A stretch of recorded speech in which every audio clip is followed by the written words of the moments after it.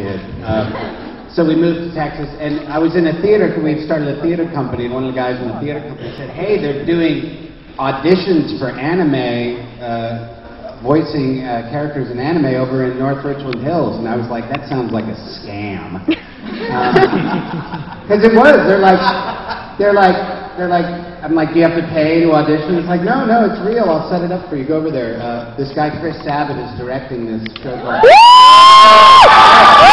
I was like, and you expect like, I was like, this is a scam. And you come in and it still feels like a scam because you literally walk through their fulfillment processing center with stacks of like VHS tapes and boxes, and you're kind of... Well, originally it was in an old bank building, right? Yeah, and you walk through this little like warehouse-looking thing into this sort of creepy back room with like this makeshift sound booth, you know? Chuck E. Cheese heads on the ground. Yeah, there are. Like a snuff film or something. Yeah, and you get in there, you're like, really? This is real? And but then they auditioned me, and I got Garlic Jr., and then just kept going from there.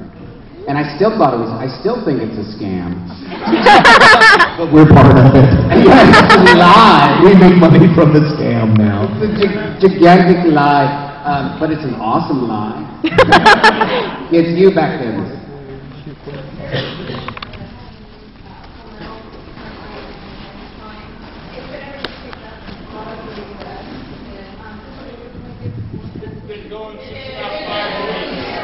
Yes. Yeah. It's all right. It's on it.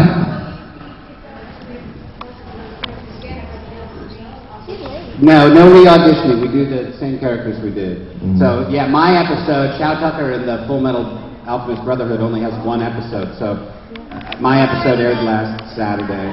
I've already been killed. You know, I just real quick, sort of about that. But you know, Texas and LA are two different animals with the voiceover stuff. Like I think because they have the one. Pretty much Funimation that does it. They're probably pretty good about keeping the same actors. So, but the LA sometimes they will replace, which I think is a bummer. You know, because I was at an audition just recently where an actress, I can't remember, Jessica Strauss. I think she had to go in and audition again for a same character she had already voiced. And it was, to me, that, you know, it's like, you should be my, I don't know. Does it play like a reference? It needs to sound like this. Yeah. Like, that's me. me. You sound like Jessica Strauss. I am, yeah, but you need to sound like her. I am her. Can you sound like her? Well, you know, how many years has it been since they stopped doing it? I'm not sure. Because if it's been 10 years and she's a heavy smoker, yeah, I can see that. I didn't put my pot in. Hey, Mom, how you doing?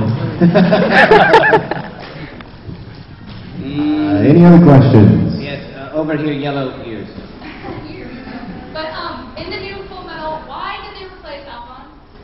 Oh my god. Oh my god. That's the very reason you're talking about. Aaron Dismuke got old.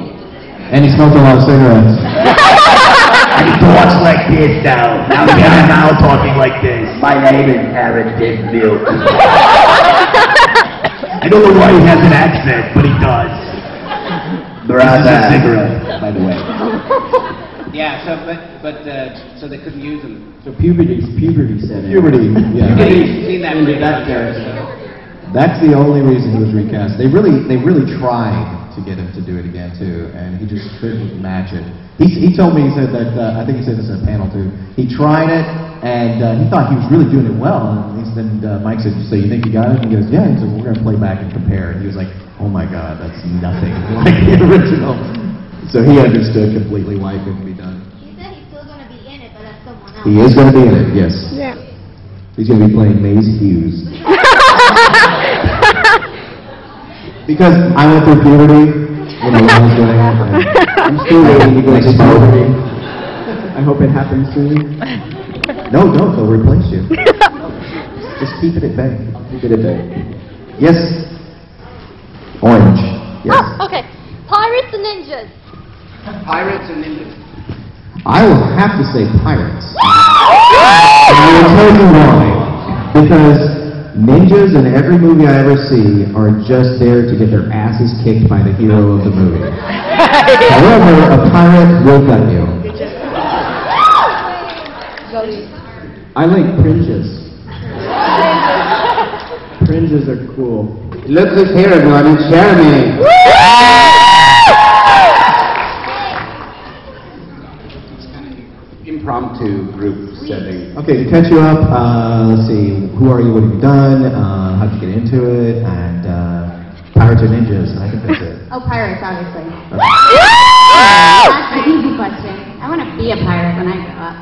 I got into voice acting when I was 18, 21 now.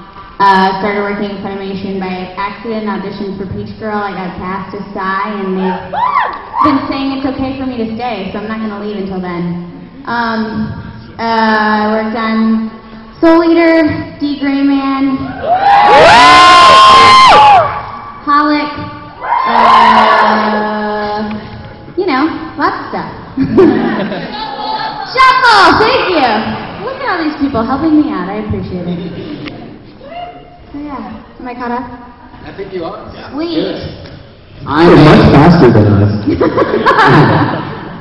Pirate ninja question. I'm a ninja disguised as a pirate on a pirate ship who kills ninjas. A lot of inner conflict. I'm actually going to do that comic book now. I like the premise. Pirate ninjas. You gotta put cheerleaders on. Is there no Pirate Ninja comics out right now? No. Oh, it's so done.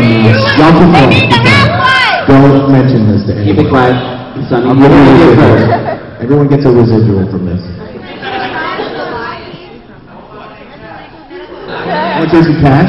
There's a lot of people here. Maybe change.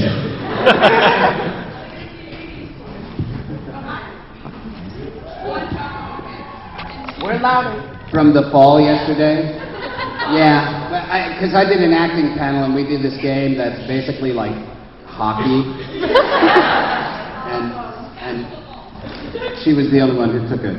She did like 3 flips off the stage. It was awesome. Can you do it again? Yeah. Well, you know, the landing was the most impressive part. You know, she just stuck it. She did. She was like a cheerleader. Like a pro. Like a cheerleader.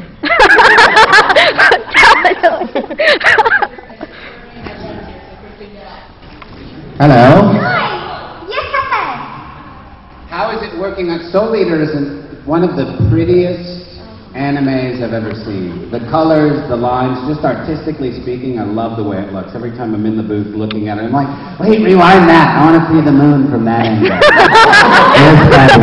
I really, that moon, I want that moon tattooed like on my arm or something. But Soul Eater 4, I prefer the anime to the manga, because the anime is just amazing, you know, what they did with it. The manga's a little sketchy. No offense if you're here, manga artist, I'm sure you're not. Later, a little bit later. I love working on I play Ragnarok on that, and I scream a lot, but I'm used to that. I giggle a lot in that show, like incessantly. So that's always nice. I'm always really in a good mood when I leave. I get to stare at pretty pictures and laugh all the time. I mean, what more can you want? Another question over here. Yeah. I am Hiro Nohara, so I don't have to try. Hiro's the most like my real life. There's one episode where Hiro woke up and Hima had peed on his head. And I'm like, that happened! Because one day we woke up and my wife and I were walking around, because the kids would crawl out of their bed and crawl into our bed. I got like 5 kids, or 6, or 12, I don't know. I got when my wife's walking around, she's like, where's that pee smell coming from? We're looking around for where someone dropped a diaper, or you know, whatever. We can't find it. We're looking around, she's like, it's in the hallway, too. It's over here in the living, where's the pee smell coming from? Finally, she comes up to me, right up to my back, and goes, ooh. Someone had peed on me in the middle of the night, and it was dried. And later, I'm like, oh, I love you, children. My wife and I say when we do our parenting book, it's going to be called "Don't Blow Your Nose on the Curtains." That's something we've said more than once. Because we teach them not to, you know, you got to blow your nose, and when they're 3, they're like, oh, tissue.